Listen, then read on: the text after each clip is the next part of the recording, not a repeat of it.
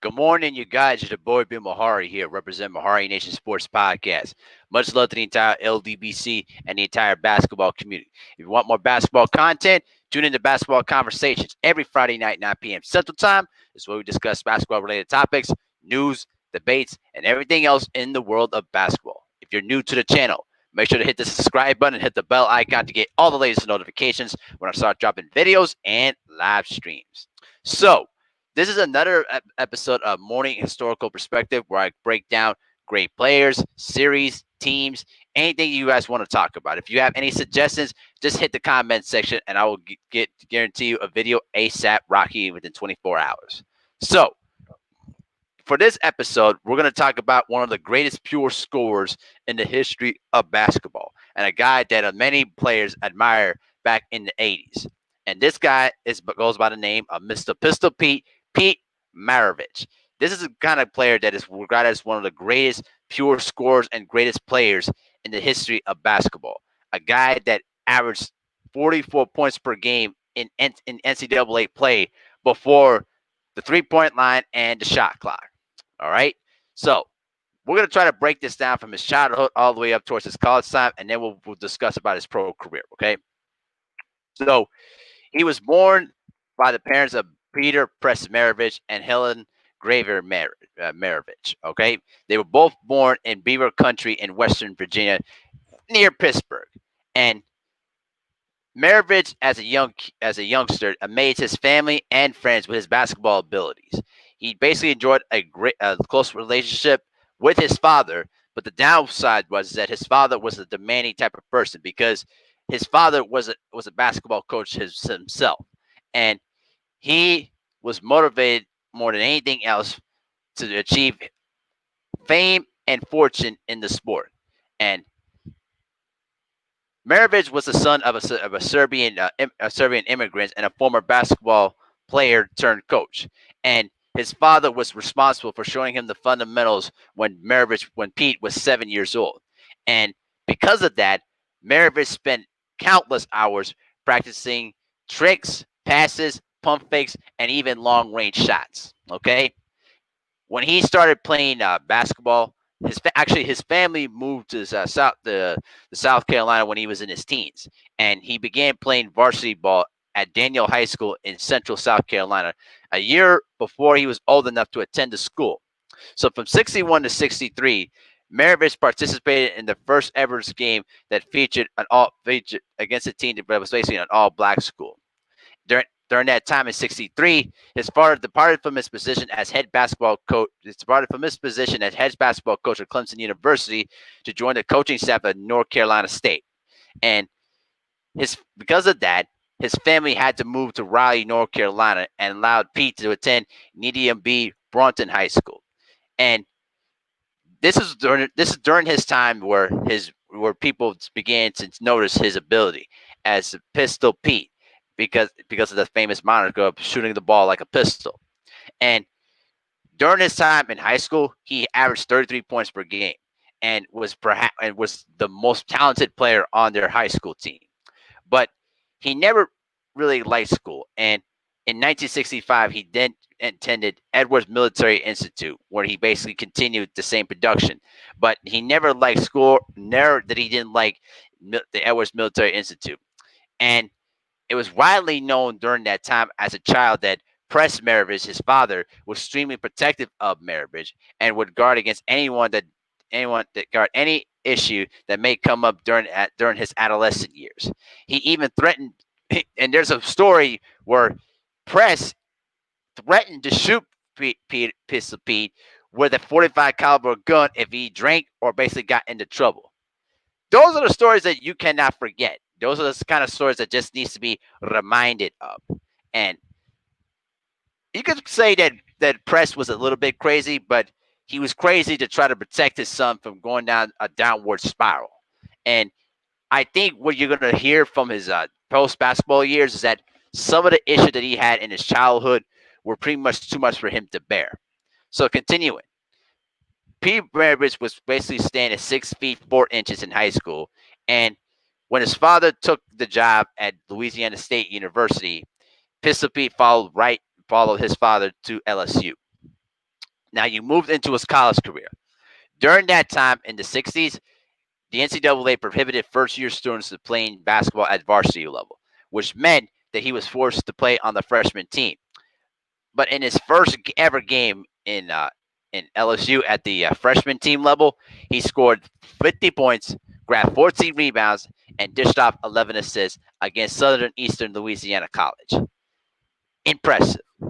In only 3 years of playing with the LSU team on the varsity level, with his father coaching there, Pete Maravich scored 3,667 points.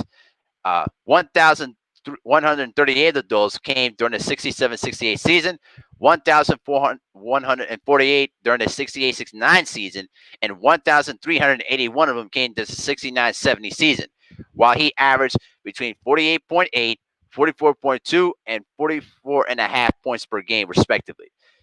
For his college career, the 6'5" guard averaged 42.2 points per game in 83 games and led the NCAA in scoring in all three of those seasons. And these records are unbelievable when you take into account three main factors. Number one, because the NCAA prohibited him from taking varsity competition during his first year, Pete was prevented from adding to his career numbers for the full time he was playing at LSU. So remember, in his first year, Pete scored a combined 741 points in his freshman year.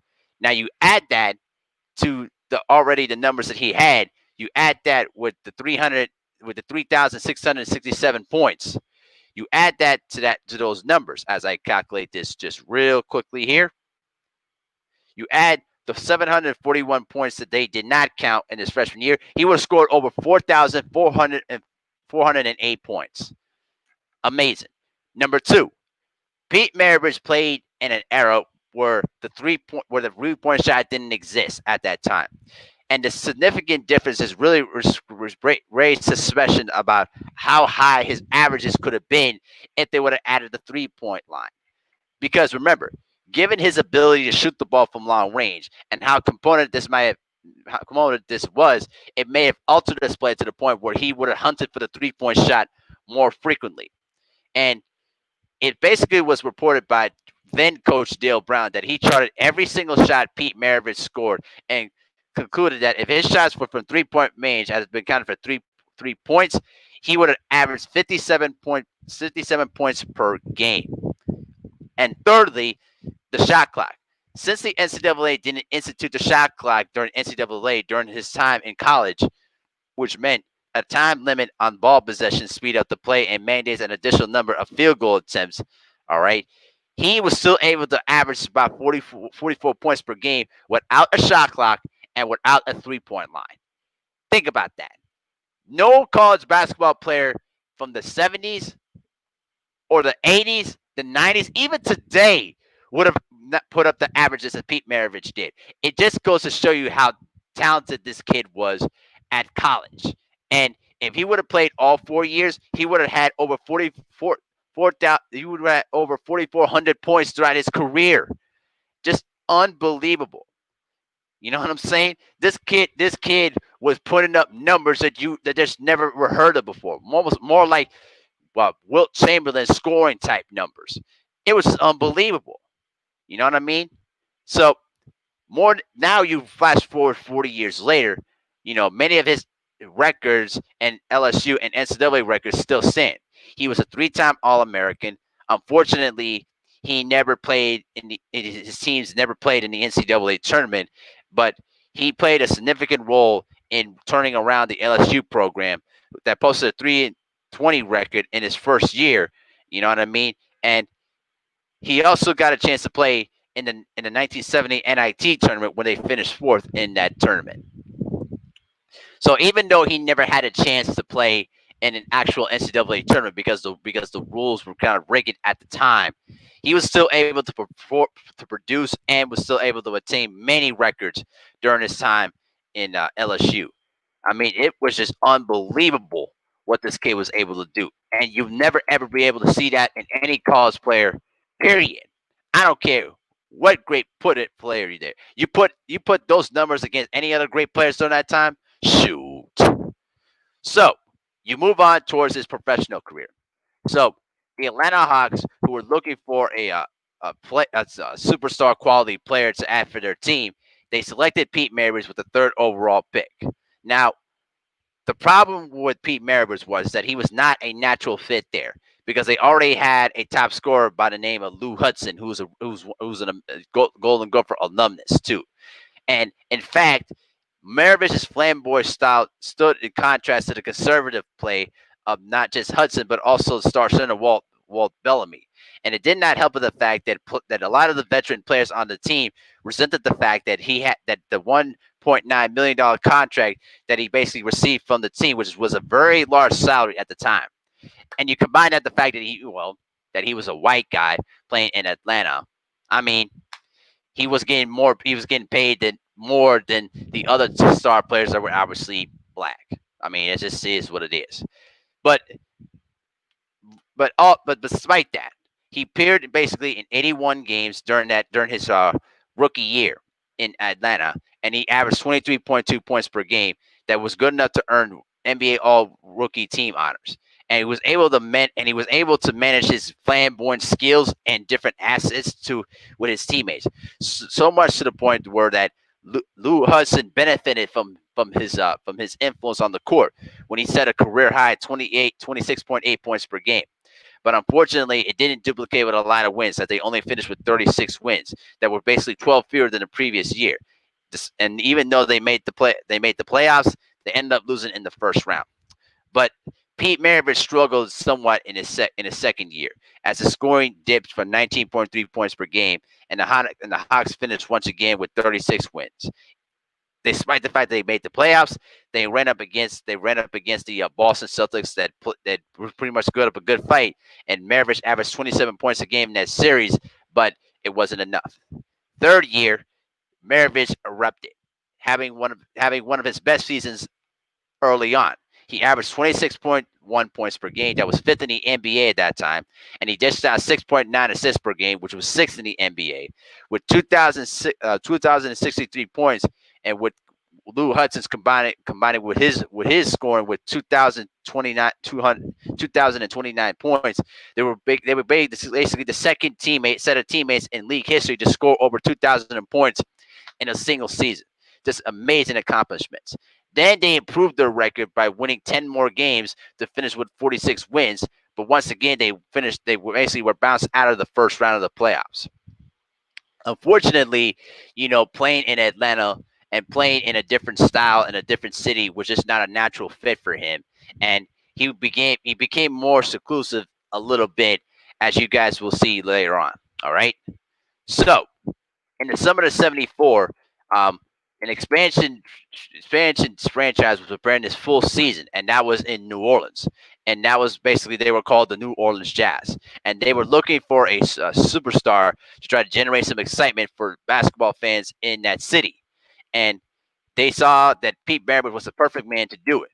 And basically the New Orleans Jazz, as I try not to say Utah because they didn't move until the '80s, they basically traded two other players and four draft picks to Atlanta to get Pete Maravich.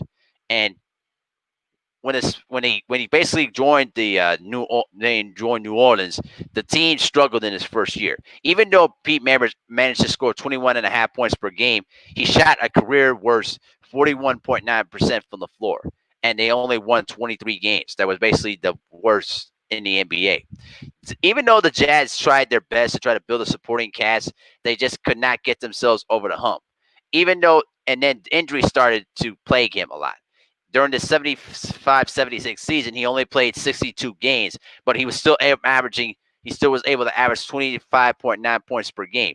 That was third behind Bob McAdoo and Kareem Abdul-Jabbar. Then, following the 76-77 season, he had his best year in the NBA by far. And he led the NBA in scoring, averaging 31.1 points per game. He scored 40 points or more 13 times, and he had four 50-point games. And his 60-point performance against the Knicks was at the time the most points ever scored by a guard in a single game.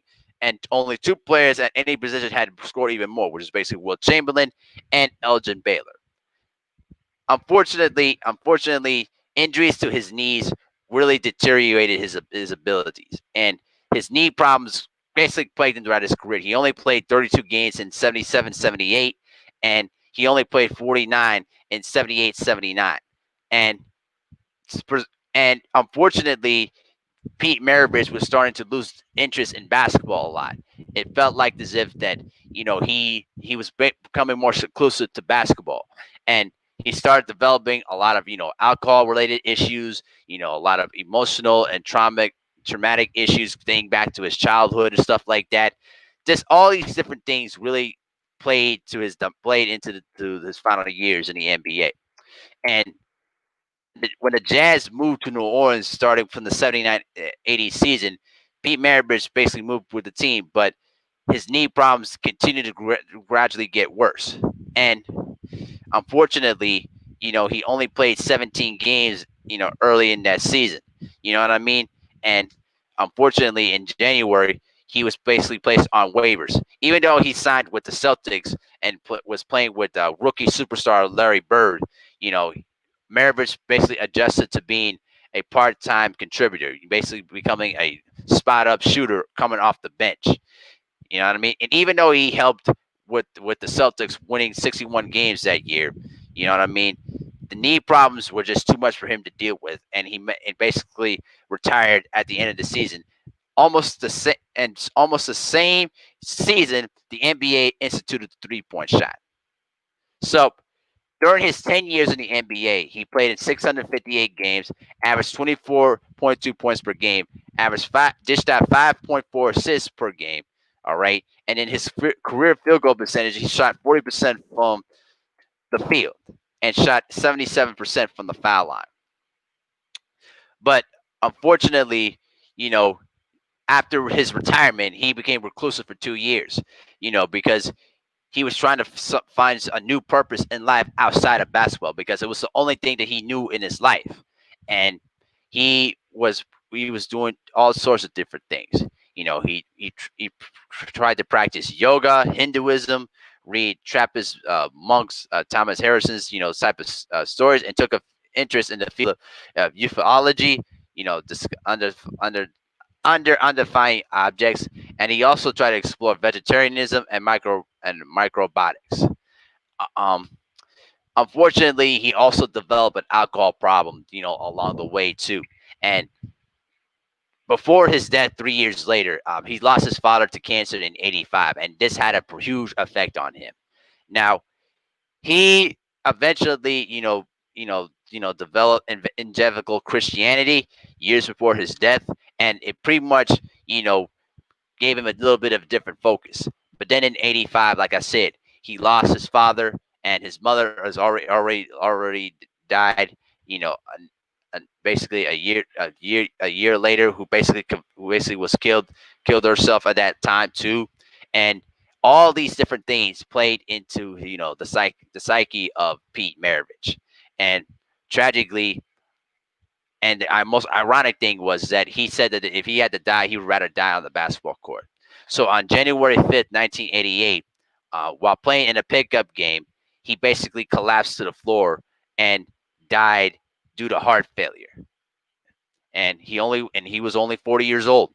And he was buried next next to his mother and his father too, and he was survived by his wife Jackie and his two other sons, who were basically very little kids at the time.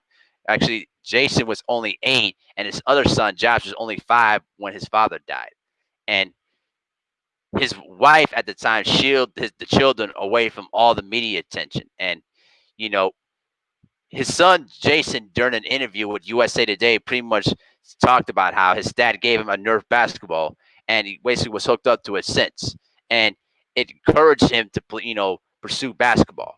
And during the 1997 NBA All Star Game in Cleveland, when they were honoring the 50 greatest players of all time, both of his sons, accepted the honor on his father's behalf, and it was a very emotional thing. And I remembered Charles Barkley walking up to the Suns and pretty much, giving them their respects, because what people didn't realize was that Pete Maravich, inspired a lot of players, during the 70s and during the 80s and even towards the 90s. I remember Isaiah Thomas talked about how he learned a lot of his dribbling skills from Pete Maravich. So there's no denying that Pete Maravich's influence on the game was really profound to the next players down the line. And at the end of the day, you know, we make our decisions. We go through a lot of our different adversity in life. But the one thing I will gladly remember about what Pete Maravich stood for was that he was a guy that perfected his craft and played the game at the highest level. And every time he stepped on the floor, he gave 110% and gave no excuses. And he basically died a basketball player. And that's the one traumatic thing that I think people will forever remember him for, as it's basically one of the best pure scorers and the best all around players that basketball has ever seen. But let me know what you guys think in the comments section.